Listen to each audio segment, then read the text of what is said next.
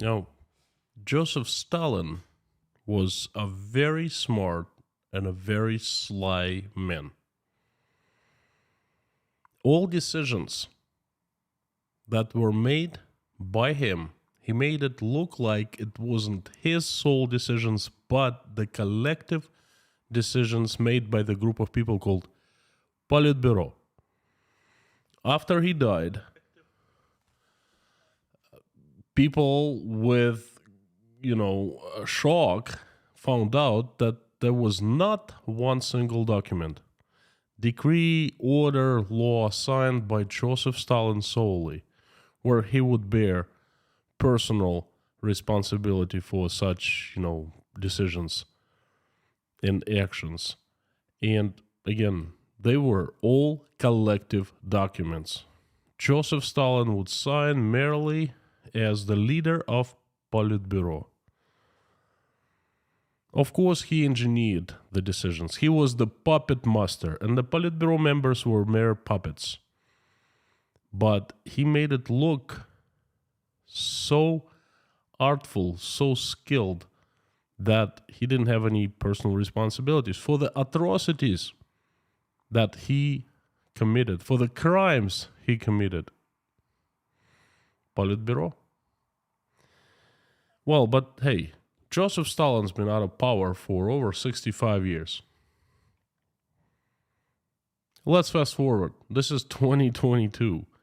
February 21st, Russia's Security Council meets. And that is a very strange meeting.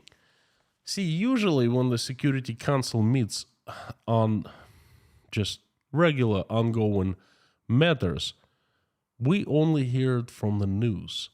But on the 24th of February, all of a sudden, holy moly, they broadcasted it. They showed us the whole thing, not just the news news, small news outlines, the whole shebang. And I started watching that, and it was more like a show. Vladimir Putin was sitting in the middle, in the very center of a huge, huge room. I think it was in the Kremlin. I could be wrong, though. Like a stadium, small stadium. And he has a large, massive table, like an office kind of table. And then all Security Council's members, they were sitting far away, perhaps, 15 meters away from him, 45 feet. And there weren't too many of them for this huge room. And they were looking like tiny ants. Non-significant and non-important. Now, let me tell you, those folks are important in today's, Russian, Russian power structure, so to speak. They are the top of the top. Don't get me wrong, they're important. But back then, they looked so small and antish and insignificant. I immediately knew that was a show going on. The only one question Vladimir Putin asked every single Security Council member had never happened before. Anything like that hadn't happened. It was something like this. Do you support Russia accepting sovereignty of Donetsk and Lugansk provinces of Ukraine? Well, he literally said Donetsk and Luhansk People's Republics, okay? But at the time, they are provinces of Ukraine. And he answered every single person. And every single person gave an answer. And that was not only written down, but televised, folks. It was televised in front of the entire Russia. When I saw that, I immediately drew a parallel between Vladimir Putin and Joseph Stalin. I had seen it before. That's how Joseph Stalin acted. He always asked everyone, made everyone, express his or her opinion on paper, and only then would make a decision.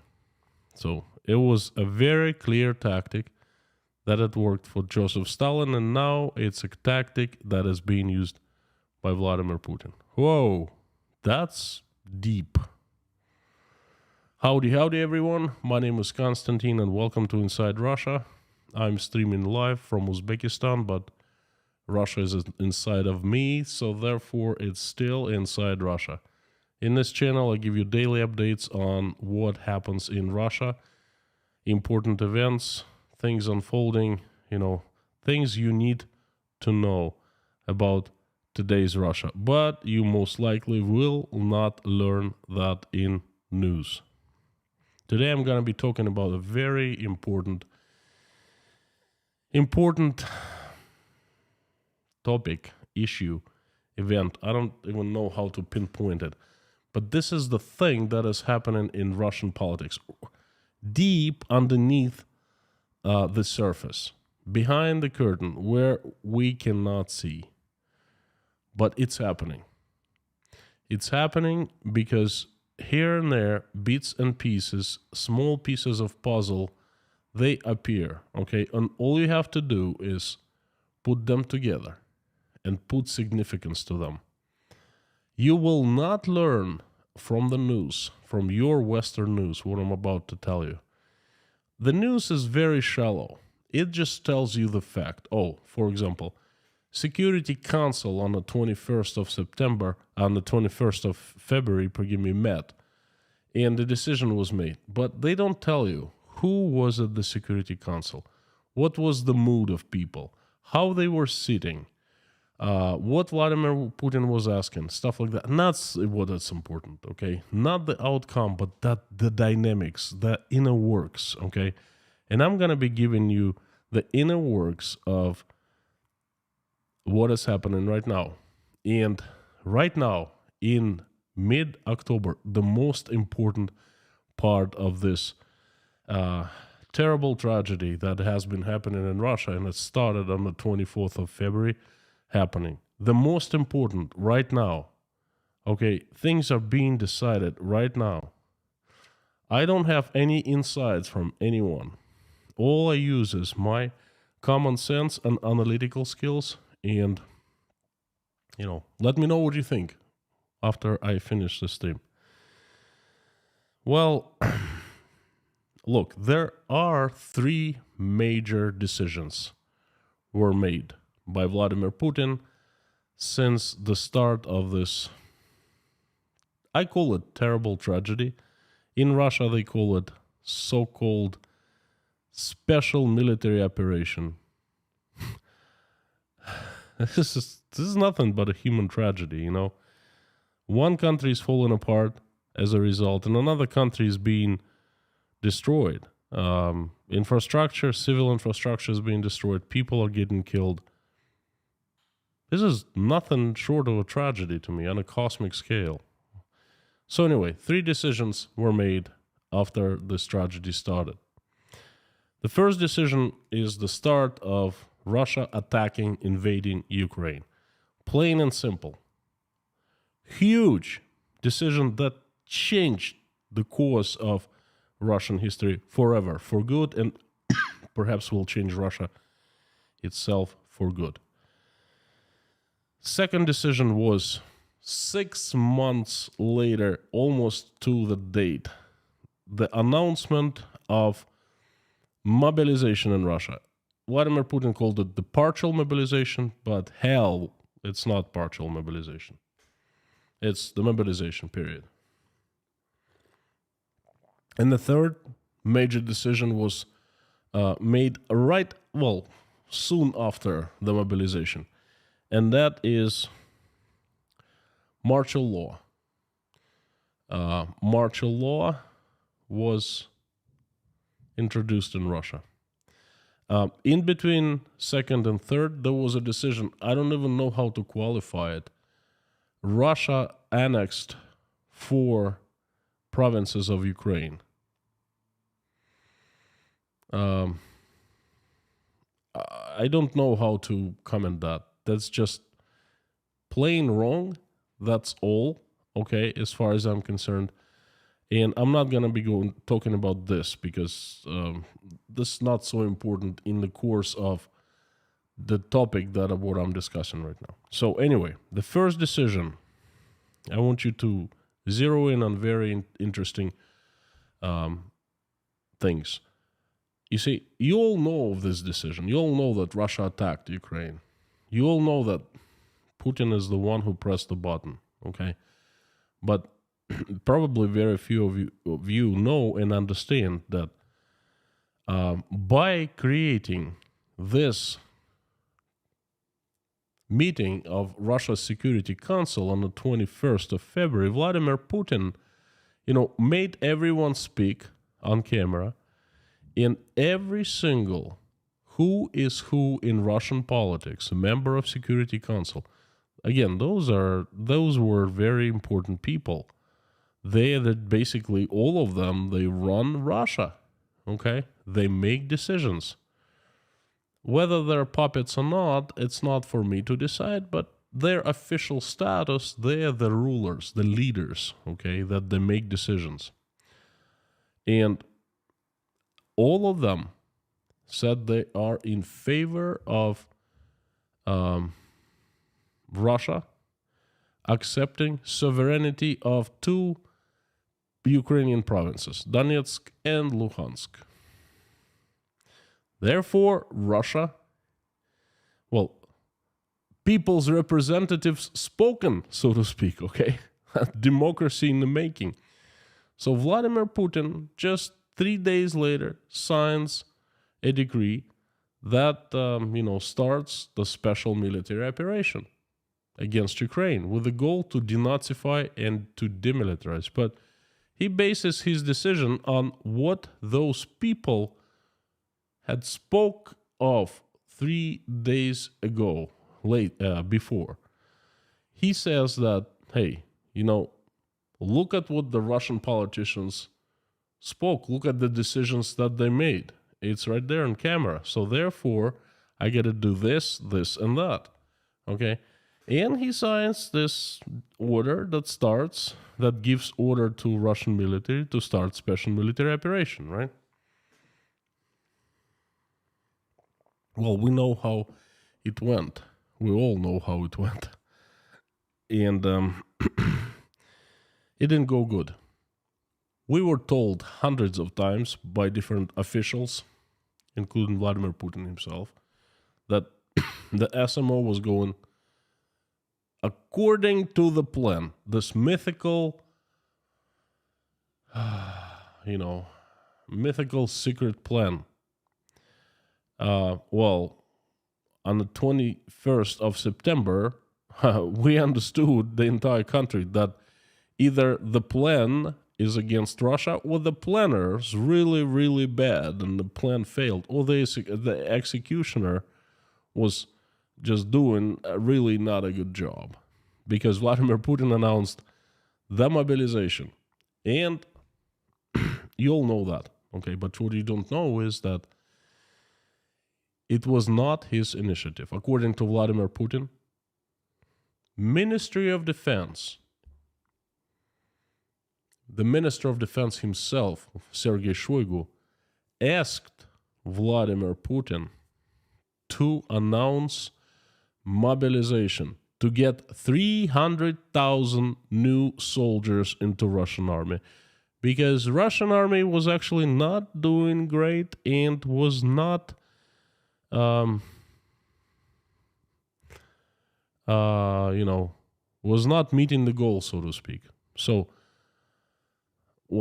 we really understand how things work, who makes decisions, okay?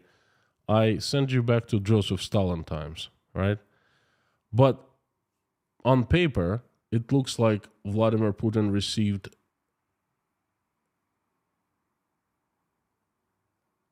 a requirement from the Russian army, okay, saying that there are so many soldiers were needed, and Vladimir Putin just went along, and he decided to go along with the opinion of Ministry of Defense. The third event that I'd like to attract your attention to is very recent, martial law announced in 4 provinces. The provinces that Russia just annexed couple weeks earlier, and now they're under martial law, and their residents are being forcefully evacuated. I don't know, thrown out, moved, whatever you want to name it.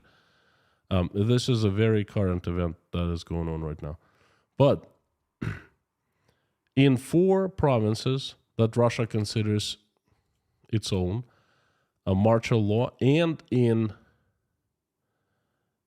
8 provinces, 6 provinces, and Crimea and Sevastopol, and the 6 provinces that are real Russia, and Crimea and Sevastopol,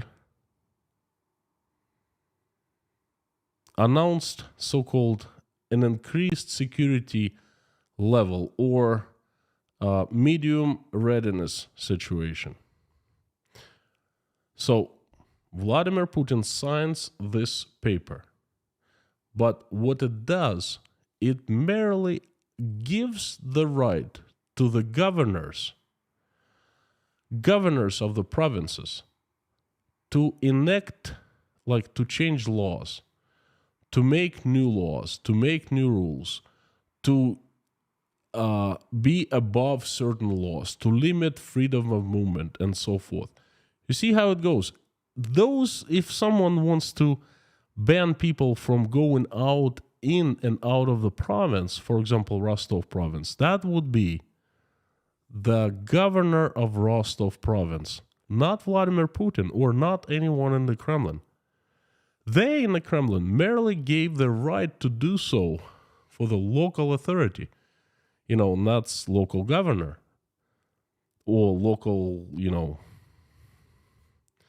administrator. Some provinces they called administrators. You see, that is very, very important. So Vladimir Putin is not to blame. If all of a sudden something happens and then he's charged with something, they'll say, hey, you crazy? What are you charging me with? I didn't do anything. I simply gave power to the governors. So the governors keep the situation under control because, hey, these provinces are right next to Ukraine and so forth. You see? That's quite something else. Same kind of a situation was happening during COVID times.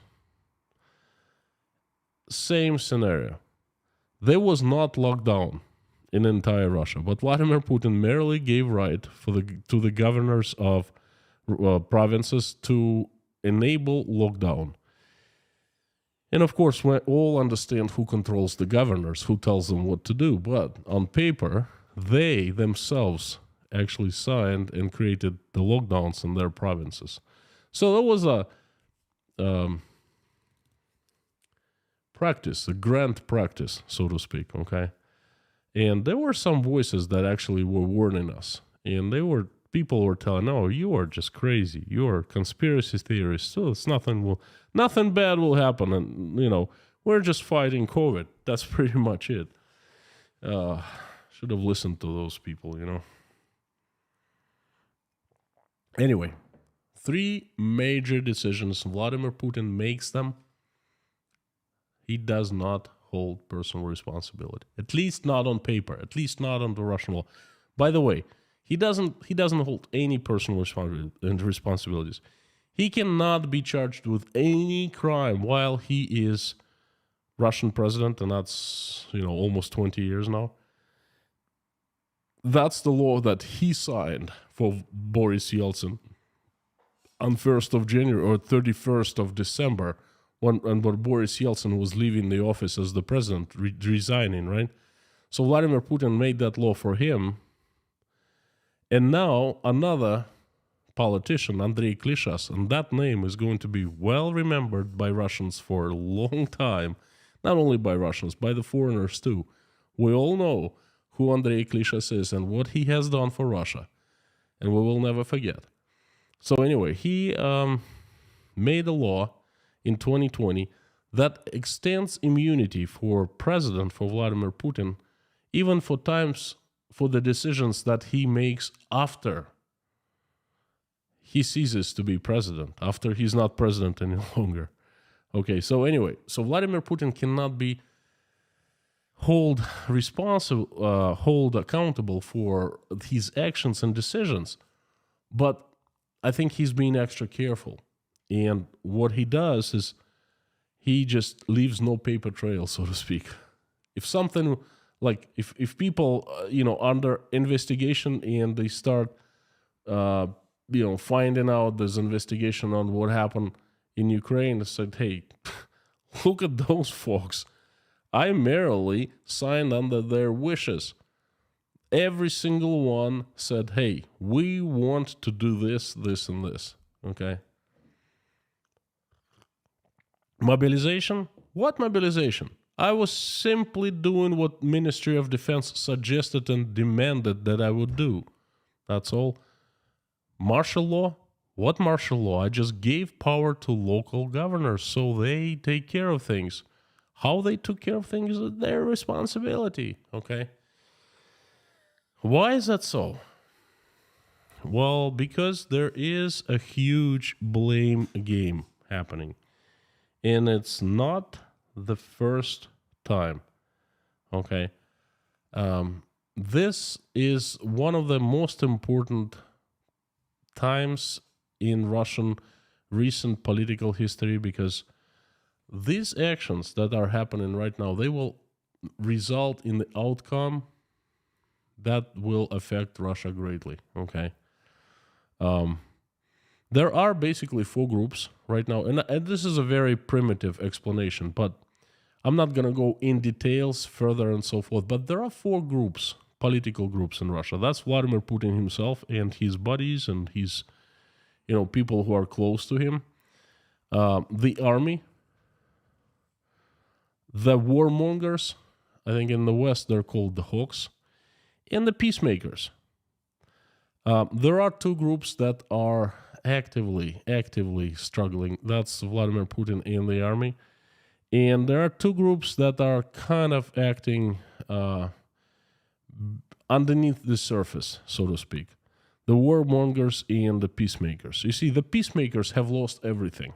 They are the people, mostly business people, who influence politicians through their money, big-time politicians who are also businessmen. Basically, they do not need a conflict with Ukraine or any other country. They're satisfied with their situation. Everything is going, and they have lots of money, lots of influence. They need stability to let it stay and go the way it goes, okay? So these are people who have been affected the most and the worst, because they lost all overseas assets, they lost their businesses, they're on the way of losing everything. So the warmongers, so the hawks, very few powerful, I can't really say them leaders, but anyway, powerful people who will benefit from the conflict, military conflict, any military conflict. They will simply increase their standing and power. And Vladimir Putin goes without saying, and the generals. The generals is the army, okay? In the army, what is happening right now is, obviously, the army has failed miserably, okay, in the last 7 months. Obviously, there have been so many mistakes made that you can't even count them. Obviously, crimes were committed. In Ukrainian civil infrastructure, such as power plants, water treatment plants and so forth, is being targeted. Ukraine underwent a massive strike, okay, just a week ago, couple of weeks ago. Russian army could not take Kiev, because to finish special military operation, to denazify a country, you must topple its government. You gotta replace it with a new one. It wasn't achieved. Obviously, that's a huge failure of Russian army. It was not capable of doing that because it has the goals and orders. How many people have died? They're afraid to tell us. because there are too many. They couldn't achieve their goals by using professional soldiers who signed contracts. Therefore, they announced a mobilization of at least 300,000 people, and you know what, perhaps many more. So, obviously, Russian army has failed miserably. There are two reasons for that, possible reasons. First is the army itself. It's just not capable. It's not strong enough. It's outdated. It's weak. It's badly managed. And Russian politicians, such as Ramzan Kadyrov, openly criticized. They said that the Russian army is run by fools, and it's not capable of.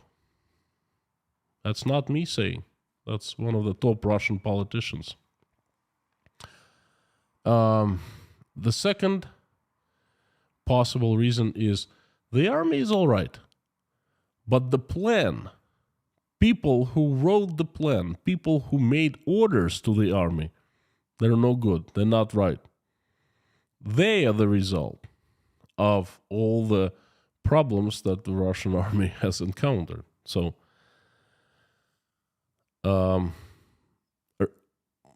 about a month ago, actually a couple months ago, beginning of September, I made a stream and I named it, Whose Fault Is That?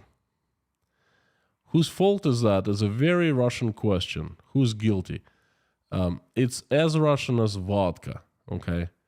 It's been asked many times over the centuries. The question is, who is guilty? Who is to blame? Who are we going to take and prosecute? Who is going to pay the price? And then the blame game that is happening right now, it is so strong. You can see that if you can only read the signs, okay? Somehow regular Russians don't see it. Okay, well, turns out they don't see many things, okay? And I would be very surprised if lots of people would see the power struggle game, the blame game, when they don't see simple things, what happens in Ukraine, okay? So that actually doesn't surprise me a lot. But the game is on, and the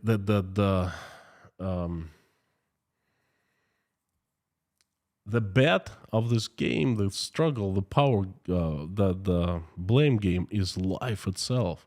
Not just career, but life. What is happening is, Vladimir Putin is trying to safeguard his name, so to speak, himself, by saying, hey, I do what I sign, what Russian Ministry of Defense asking me. They ask me for, I don't know how many people, they decide. 300,000 people? Okay, let's do 300,000 people, but it's their decision. They require. They are asking for the mobilization, for the new soldiers. It's their choice. It's their responsibility. Who is the head of Ministry of Defense? Sergei Shoigu. Therefore, it's his personal responsibility, right? Okay. Now, the generals, I am pretty sure, are doing their own thing to kind of safeguard their names, because they're not stupid. They understand that they are to be blamed.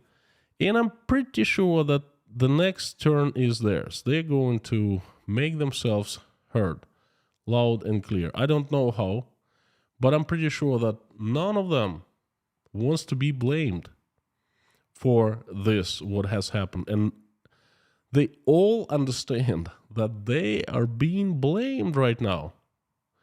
Therefore, the blame game is on.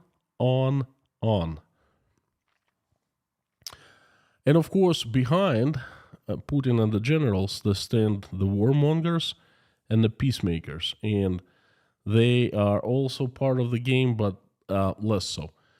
Because their lives do not depend on this game, I am still pretty darn sure that soon we will see the eruption, so to speak, the culmination of this game. I am pretty sure that the situation is going to erupt, and not in Ukraine, but it's going to erupt in Moscow most likely.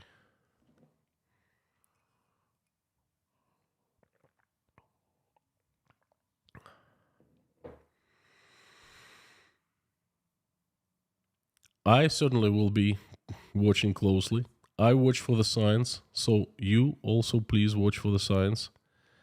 And I will be giving you the updates as soon as I learn something. As soon as I see something, I think it's safer to say that. And the biggest understanding that I have right now is that this question, who is guilty? Who is to blame? Who is to be crucified? This question has not been answered, and it's in the works right now. But soon, very soon, we will start see either that question answered or the game going from under the curtain right onto the center stage.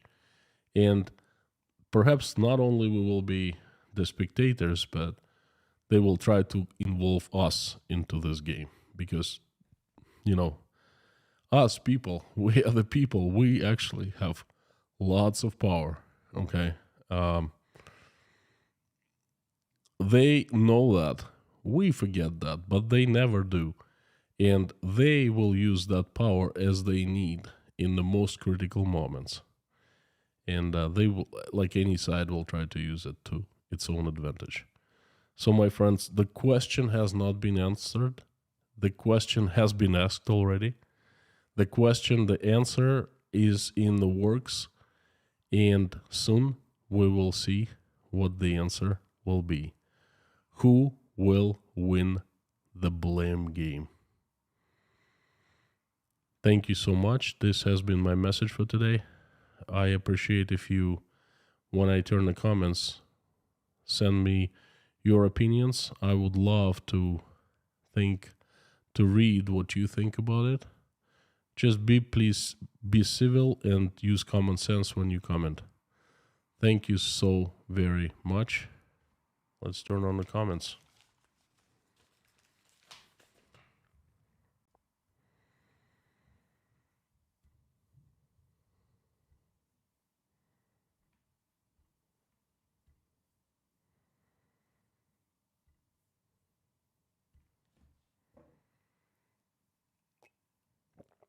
This is my second stream today. First one was patrons and sponsors. That's my way of saying thank you so much for supporting me. I had a special guest, my wife Natasha, who is in Tashkent finally with me. She did a fantastic job helping out. Well, she was the star of the show. Okay, so she spoke. People wanted to see her more than me. But if you want to participate in a private stream just for sponsors or Patreons, please join the sponsorship and Patreonship. I do the private streams once a week, usually every Saturday. Today was an exception.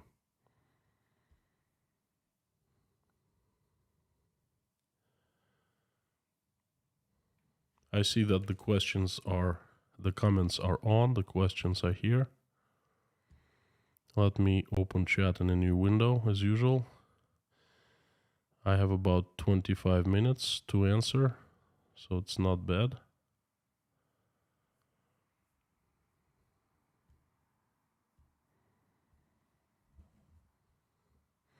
John is number one today. Klaus Zeidler, Joy, Mona G, Frank, Tim, Paulo, born in the USA, Emra Makers, Vikings, Wild Wolfpack. Thank you for the message again.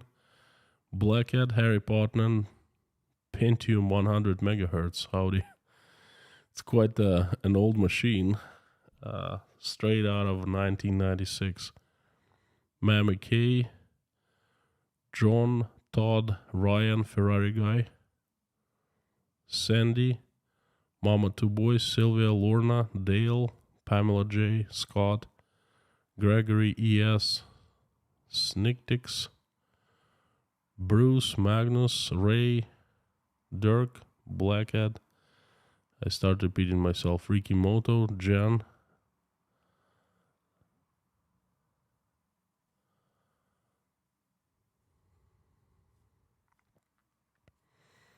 If you want me to read your question, please put it in caps and put inside Russia after @ sign so it appears in a large orange box. Thank you so very much. Roger Dable, hi from Cornisham. Thank you so much, Roger. Howdy, howdy. Oracle Persephone, thank you for your support. Well, Oracle, please tell us what's going to be in the future. We need your opinion. We need your prediction, the forecast, not forecast, but prediction. You see the future. Please tell us what it holds for us.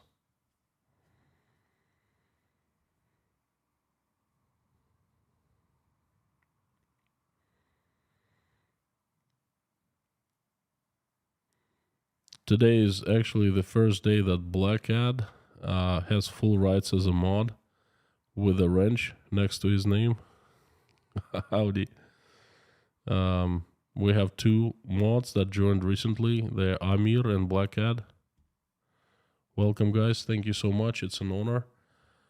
Ginger Hardley. In 1946, there were about 170 million people in Russia.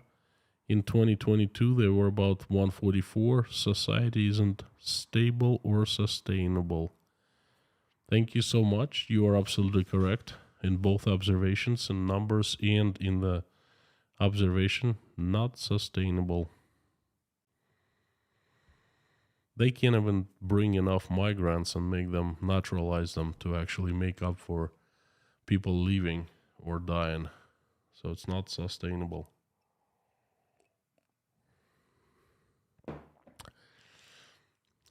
Well, Russian government is beyond point of saving face. Let me tell you something.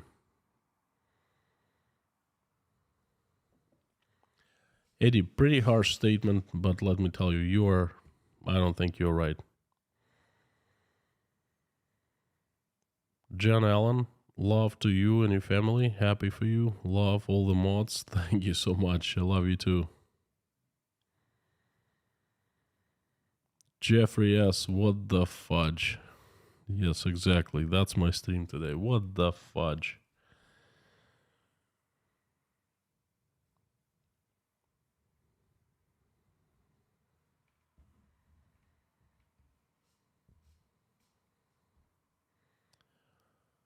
Pop's place. Constantine, happy to hear that your wife is with you. Blaming game is everywhere. Hope that Russia and Russians come out of it better than they are now. All the best. Thank you. Thank you. Yes, Natasha's with me. Michael's with me. Let me tell you something. I'm not sure. I'm not sure that Russia will come out well out of this. And I'm not sure that Russians will come out well. Well, I certainly have not come out well. I had to flee, run for my life. I had to hide in Uzbekistan. And who knows what future will bring me. So, hasn't been well for me and for about 20,000 people who are right along me in Tashkent, and about few 100,000 people who are in Kazakhstan, and quite a few tens of thousands of people in Kyrgyzstan and Armenia and Georgia, I think Georgia is a few 100,000, so let me tell you something. Nah. Already, Russians have not come out better than they are now, than they were before, okay? So, and who knows what's going to happen in the future. Of course, God is great, and we don't know how things going to turn out, but something is telling me that things are not well. Stop scamming, man. Thank you for 10 pounds. While there's been very exaggerated talk of Europe caving from limited gas, it is important that rich and moderately well-off Europeans use their energy responsibly out of consideration for the poor. Thank you so much. I understand that, but you'd be surprised how many Russians have no clue. Today was an atrocious news. My friends, I'm ashamed of this. In a few countries, there's a so-called Russian houses. Okay, that's like Russian museums. It's Russian cultural centers, so to speak. So in Europe, I think in 4 countries, they opened a center for people to warm themselves up. Meaning in those centers, Russian centers, there will be warm and everywhere else will be cold. That's the best and most effective anti-advertisement you can ever have, okay? I don't understand how stupid these people who actually do stuff like that. I totally agree with your message. Look, I think that Russians will be will use their energy responsibly. They will have new sources of energy. They're gonna come out fine in 2, 3, 4 years out of this thing, okay? They're not gonna freeze to death. But that's not what they think in Russia. Luke, howdy. If the TV propaganda and the jail sentences for criticism of the regime stopped, do you think the Russian people would rally against the regime? Nope. And if this is the case, these 2 things can be stopped. I don't think they will rally. They have their kids, boys, taken away from them by this mobilization people, and they stand and they hurt and they cry, but they don't do anything. So if they don't do anything when their kids are taken, then nothing will move those people. I've said it before, I'll say it again. Nothing will move those people.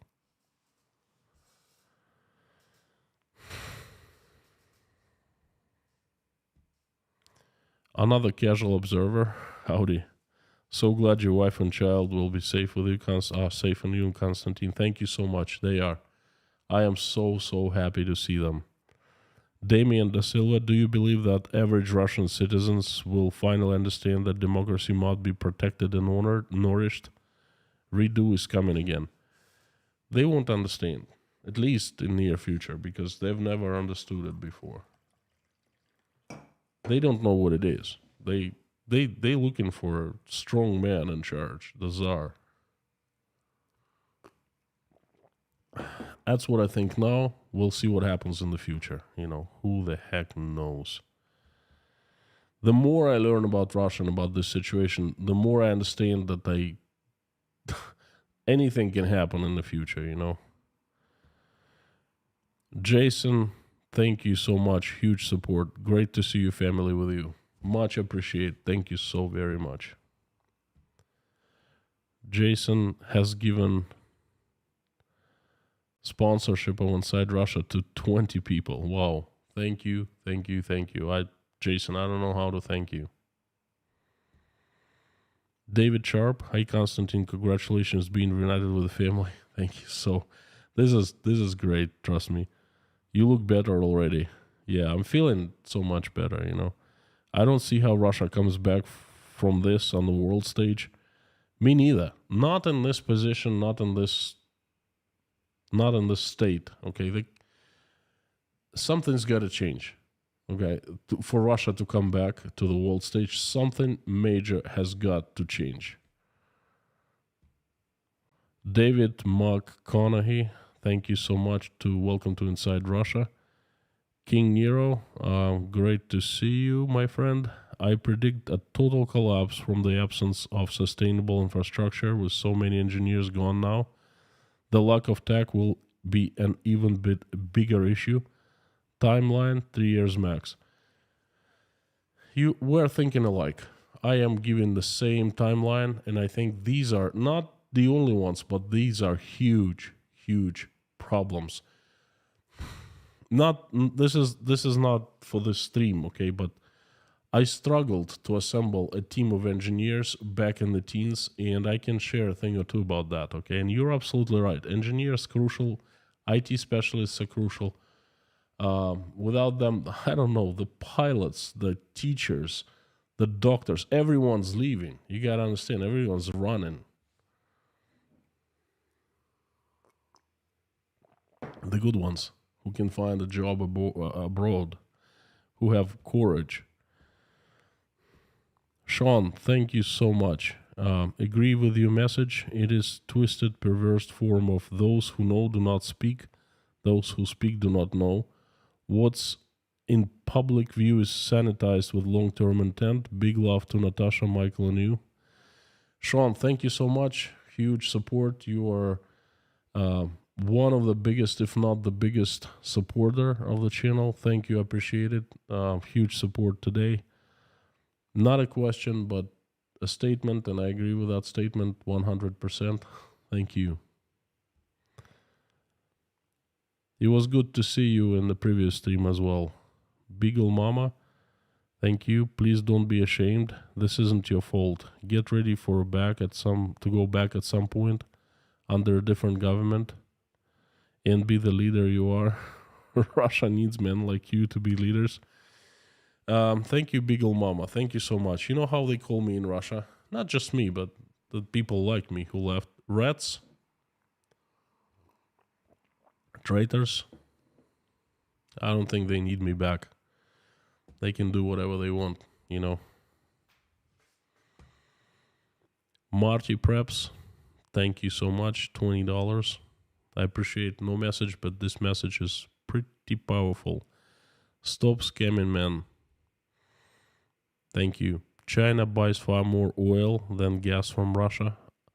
About 5 years ago, 6% of new cars in China were electric. Now it's 31%. Russia also has one small pipeline to China and 0 more under construction. Point is perfectly taken, and I agree with that. Russia is done and done with the oil and gas. Look, 3 major problems. First is cut off from the entire world. Cultural, financial, economic, sanctions. Second, no more oil and gas revenues. And the third, brain drain. Huge one. The worst one Russia has ever seen in history of world, I think. These 3 things are 3 riders of apocalypse. They gonna just bury Russia, okay? It's not... I don't know what's gonna happen to the country, honestly.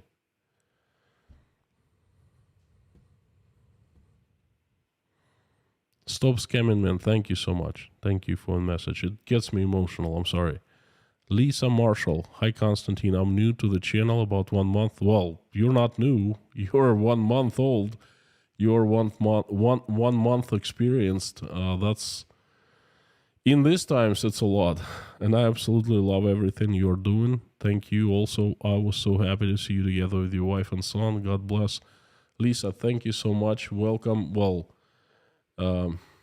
thank you for coming back. Keep on coming back. And thanks for your support. It's much appreciated these days.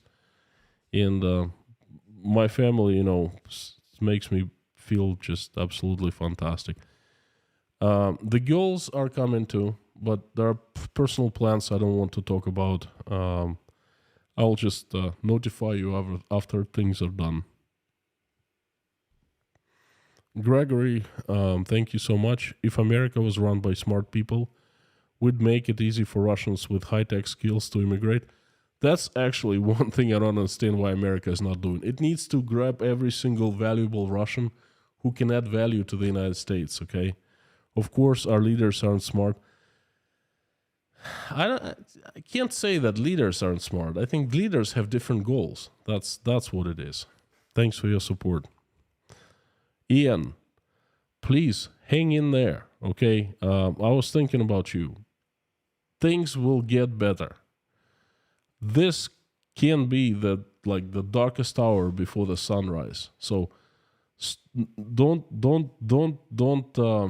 get depressed, or just hang in there. Look at me.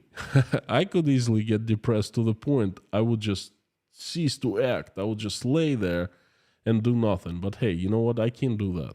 So please, hang in there, brother. Rudy Kaisley. Immediate need of gasoline generators and solar panel batteries combination for Ukraine and the poor in Russian Federation. Well, I think Ukrainians need it more. Poor people. We're just destroying their infrastructure on purpose. I'm gonna make another stream in this coming week what I heard from Russian politicians is absolutely atrocious. You can just take that video recording from live Russian TV and send it to the Hague criminal court, you know.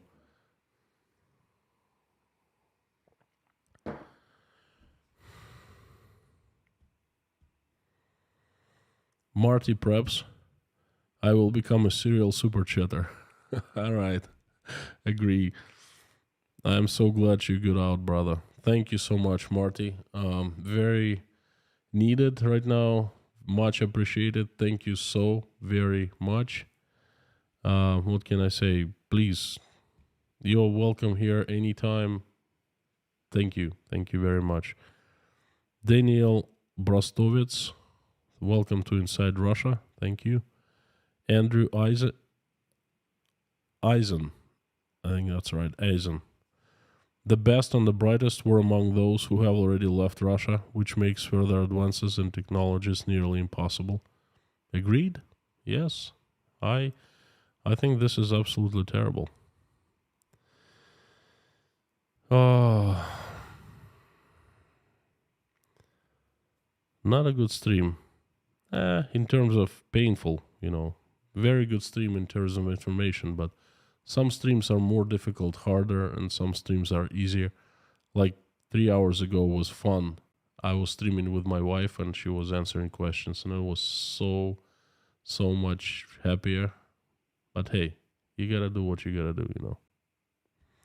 New sponsor, Nation Demon. That's a very unusual name. Welcome to Inside Russia. Thank you so much for sponsoring.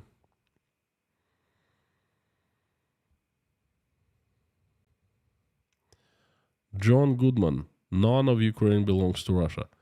And you know what? I don't see a reason why it should, any part of Ukraine should belong to Russia. All countries are sovereign, and they must remain so. If we start grabbing parts of other countries, there's going to be chaos in the world very soon.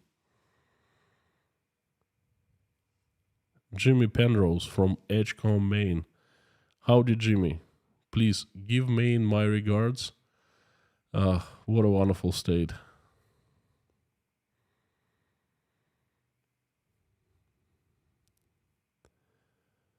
Brian Sturvig, look at our man Constantine. He's happy. His love is close again. That's true. Thank you, Brian. Thank you. That's very true.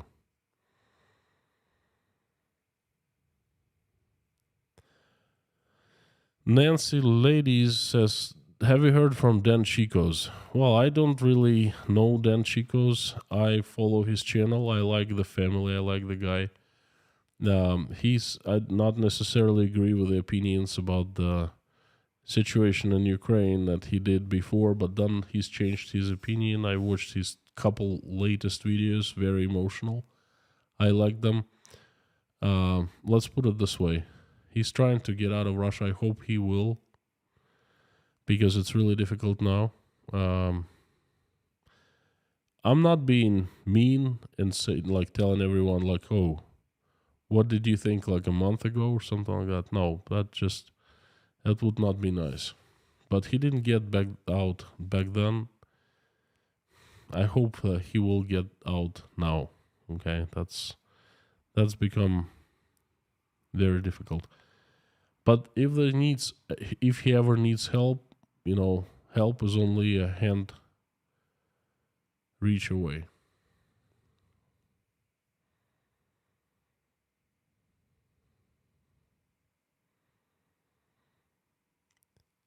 Exorbity. Would a Romanov in St. Petersburg solve the problems? Of course not. A democratically elected president with a system of courts that are independent and transparent would solve the problem. Not a Romanov in the office, not another, you know who. Seferian 1. The sad thing is that this has ruined its image. I remember my father telling me that a real Russian would give always their last piece of bread to a complete stranger. Do not focus on the politics. Greetings from Estonia. Howdy, howdy. And this is a very interesting question. It's not even a question, it's a statement. I was discussing that with my friend who was born and raised, he's Uzbek. He was born and raised in Tashkent. He's Uzbek in, I don't know, 55th generation. He knows Russia very well. He lived in Moscow for about 8 years, and he's half Russian culturally, but he's Uzbek. And then this is exactly what we're discussing with him. His understanding of Russians are as very loving people who are willing to help stranger in need. He doesn't understand what has been happening in Russia for the past 7 months. I don't understand. We are discussing. We don't have an answer. We don't understand how these loving people who are really ready to give the last piece of bread to a complete stranger could support this shit that is happening to Ukraine, Let me tell you, Safarian, Russia is changing, and Russia is changing fast. And it's not about the image. That's the last thing, It's about the true essence. Will the Russians stay the same, or will they turn into somebody else? That is the question. Thank you so much for your support. I really appreciate it.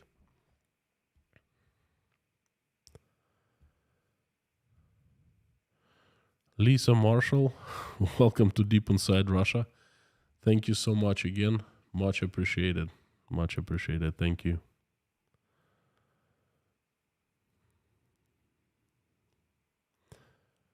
Joy, I'll tell you what. For certain, the citizens of all countries lose the blame game. Time for them to sit at the table, act like adults, and commit to a ceasefire. Oi, you're so right. Joy, I don't know what to... Very well said. Couldn't have said better myself, but I don't see them even making slightest efforts to sit down and start negotiations. Beats me. Why? Does it keep happening,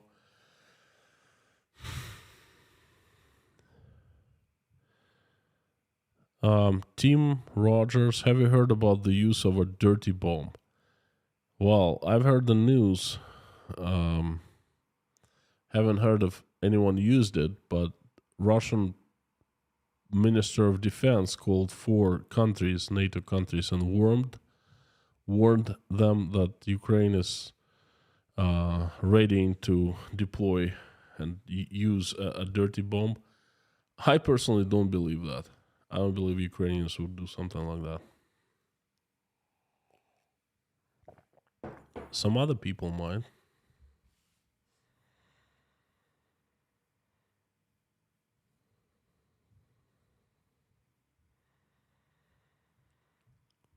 Nation Demon. Serious question. If Russia falls, do you expect 1917 or 1991 like situation? That's a very serious question indeed. I expect something in the middle, but I more expect 1917 because 1991 happened and the chances of repeating itself not high. Sam K, do you drink peppermint tea? I do. This is a regular Earl Grey, but peppermint is also good.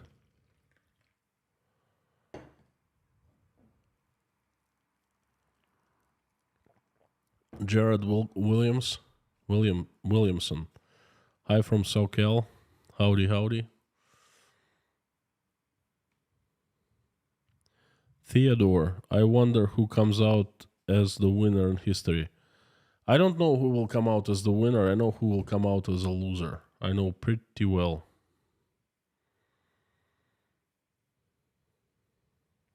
Brian, hear you. Petra Z, why didn't your daughters also come to Uzbekistan? I'm sorry if I missed this information. You didn't miss it. There are so many circumstances. and the situation is not black and white. There are plans in the making, and I will notify after they're done. I'd rather not to speak about the plans in public that are happening. Okay, I'm very sorry, but that's as much as I can say.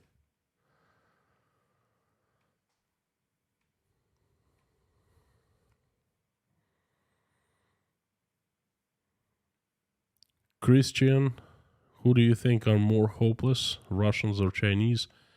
I'm not sure if it's the right question. What do you mean they're hopeless? Uh, I don't know how to answer this question. Hopeless. Hopeless of what? PJ, welcome to Inside Russia, new sponsor. Thank you so much.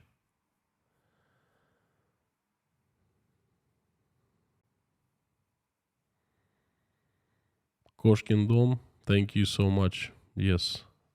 Well, partially reunited, but it's good. Very, very good. Anyway, Janice, if there are negotiations, I'm concerned that P can be trusted to keep his side of anything negotiated that isn't to his benefit. That's been proven many times already, and you have absolute legit concerns. Sari Mento.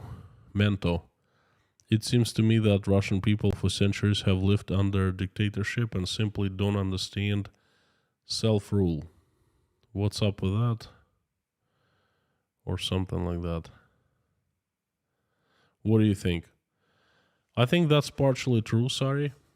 There's not much else I can say. That's true. You can't just bring democracy to some people. They need to grow into democracy, if you know what I mean. Nation Demon, guess that. I have too many friends in Russia, and seriously, when I saw you reading the letter of the finished guy, just wanted to give you a hug and felt so helpless. It wasn't the guy. It was a girl. Yeah. I never said it was a guy. I said Finnish person, but that was a lady. But thank you so much. We just gave me a hug. Trust me, when someone sends me a hug virtually, that I receive it. I feel it. Thank you. I felt so helpless too. It was such a...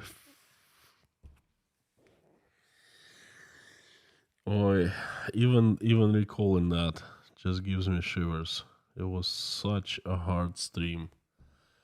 Not just a stream, it was such a hard time. But so empowering the next day.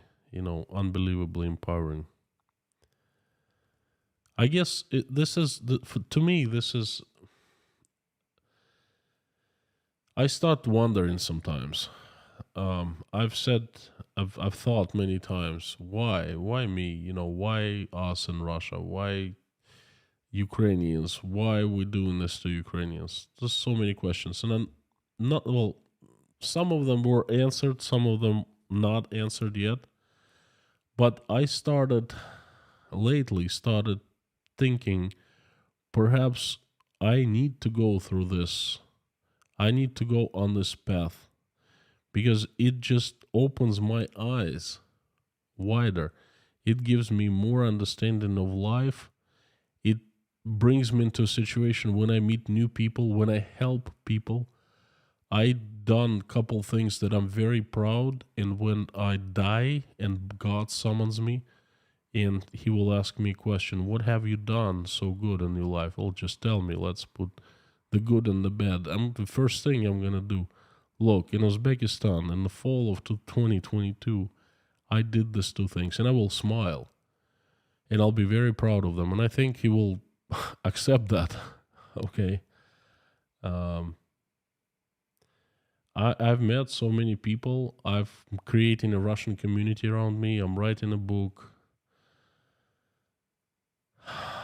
My channel is growing even bigger, and Perhaps it's part of the plan of God for me, so I felt so helpless, but I feel so much more empowered now. Again, thank you so much for coming here, and thanks for being here, and thanks for the virtual hug. I think, Bob, yes, I know. I'm checking time. Blackett, thank you so much. How does it feel to be a mod?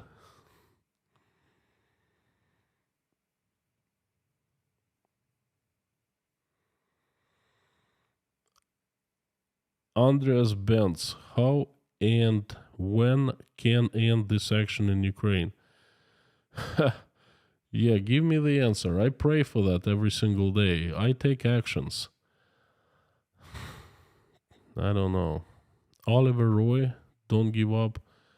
I received my answer. I will not give up. Please go and check the video, live stream I did a while ago, a week ago, saying the answer is received or something like that. So, the manifesto. That is called the manifesto. That's my message. I'm not gonna give up. No.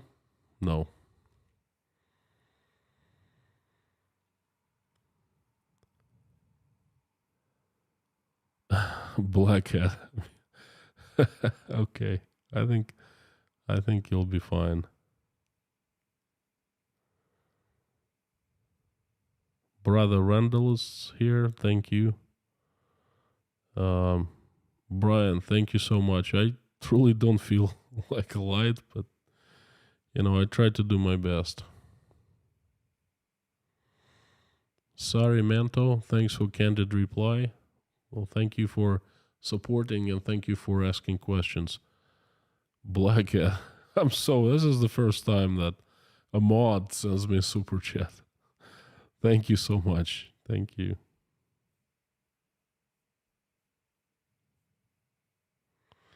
Time's up, says Nightbot, and that is really serious. Pray. Time to pray. Please join me in prayer. Thank you so much. Hello from Berlin. Blessings. My friends, time's up. Thank you. It was a hard stream, but good messages, Thank you.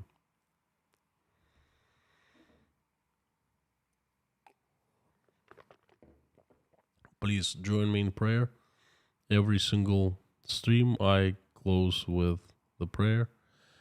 Prayers are very needed right now, and if you're religious, goes without saying. If you're not, there are quite a few atheists here, people of different religions, not Christians. Please join me anyway, because if you have heart, then it has love in it. If it has love is God to me. And by joining me in prayer, you're simply spreading your love for the people and wishing them well. So please join me in prayer.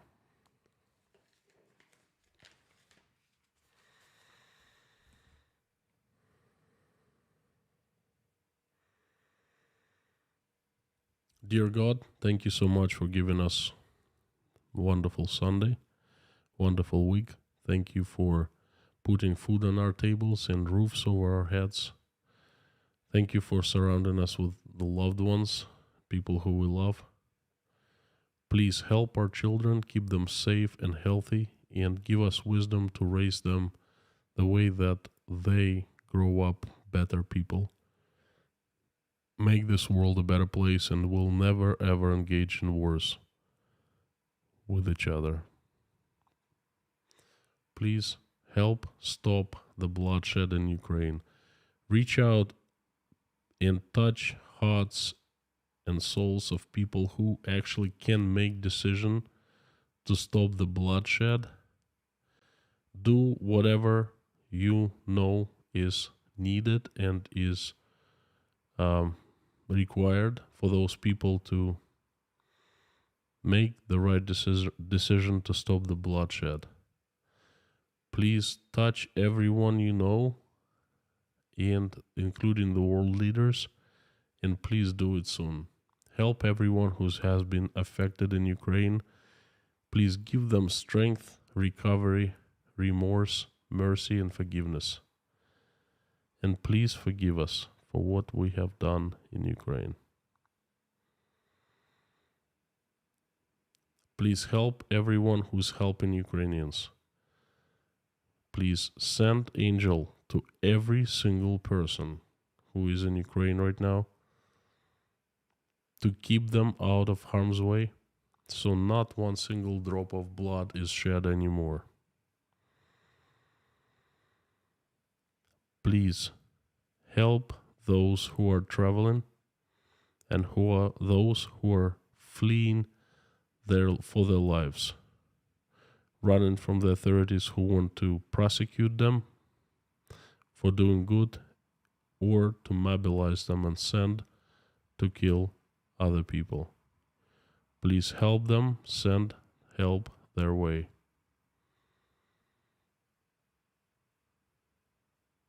I'm asking for pregnant women. Please help every single one who is making a decision whether to keep the baby or not. Reach out and talk to them so they make the right choice. And send help their way because they need help very, very much now.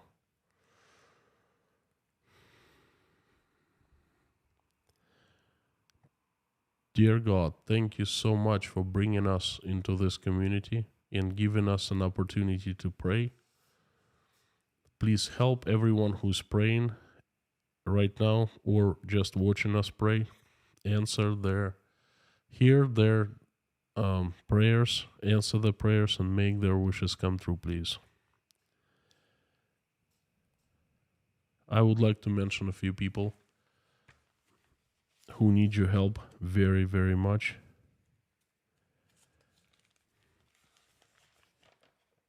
Please show your miracle and help them.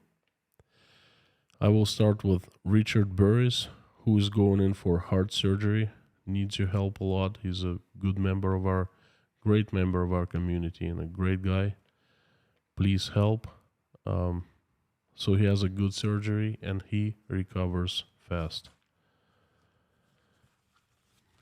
Daniela Fromm and her daughter Anna, Priscilla, Michelin, King Nero, Gaby Hyman, Martina, Joanne, Donald, Allison, Dave Moyers, I Found Waldo, Liz, Deborah, Isabel Ligoa, may her father rest in peace, Janice Burgess, Maureen M. and sister, Golden Griffon, Terry Carter, Ariana, Terry Scrugg, Bruce, Kayleen, Michael, Thomas, Tony, Bob, Jessica, Minutes to Midnight, Sandra Workman, and her husband Rod. Happy 75th birthday to Sandra. Mr. Hanson, Haiti Howitz, Carol Reed, Robert Morgan's sister, Jacob, who has a bad addiction, Ian, please help with his depression. He needs help. He needs to get up, put himself together, and continue with a good, active life. Umel and Jennifer, Andrea, Bruce's friend Andrea, Rob, MTG Gaming Bob, Ashley's family, Angelic at Life, Florian G, Cosmision, Matt from Canada, Mr. Dean Spooner, and prayers to his church, Our Savior Lutheran Church. Family of Dan Chico's safe escape from Russia into safety. James Rhodes, speedy recovery.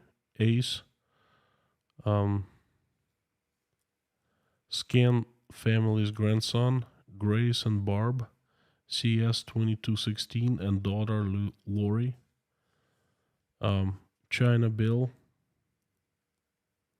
and Brian McManus. Thank you for hearing my outreach for these people. Please show them your miracles and mercy. Answer their prayers, please. They need help. Thank you so very much, Father, Lord Jesus Christ. Amen.